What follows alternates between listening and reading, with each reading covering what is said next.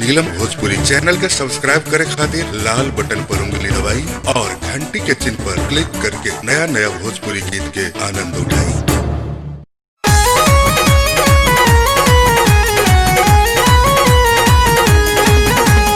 अरे ये भौजी सदरो तोहरी चर्चा बावे हो। अरे बोली बोली का चर्चा बा ए देवर जी।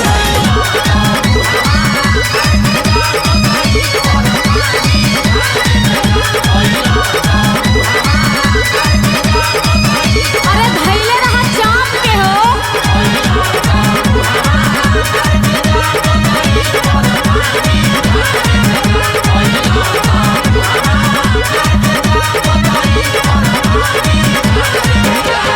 घोड़ा ही से गईले रहलू घूमे तू बजरिया, देख लिहले बाड़े हई रंज समरिया।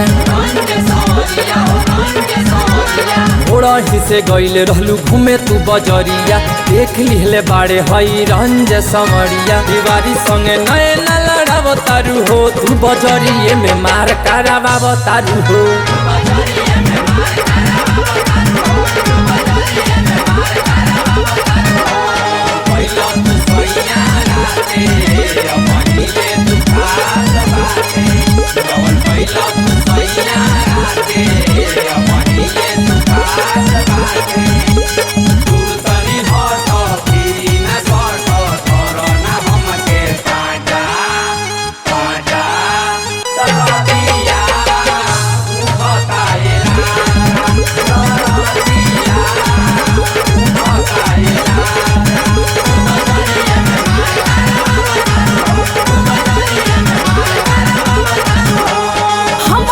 भेजले रही मम्मी जी बजरिया, झूठो अच्छ रंग लगावेले सवरिया। हमरा के भेजले रही मम्मी जी बजरिया, झूठो अच्छ रंग लगावेले सवरिया।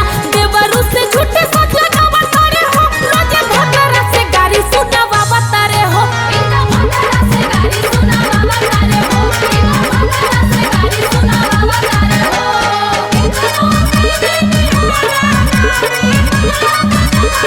अरे धैले रहा चाप के हो।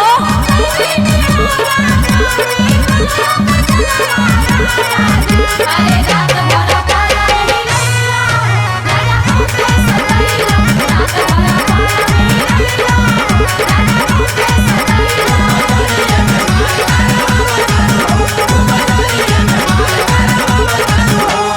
घोड़ा ही से गईले रहलू छपारा बजरिया, वही जिला रावत रहलू चौक पर नजरिया। घोड़ा ही से गईले रहलू छपारा बजरिया, वही जिला रावत रहलू चौक पर नजरिया।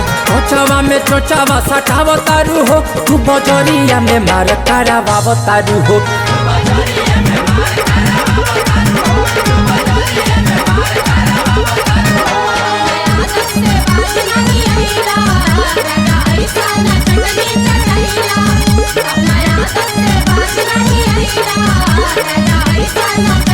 जिया जिया व्यास जिया जिया। का बात बा मास्टर जी?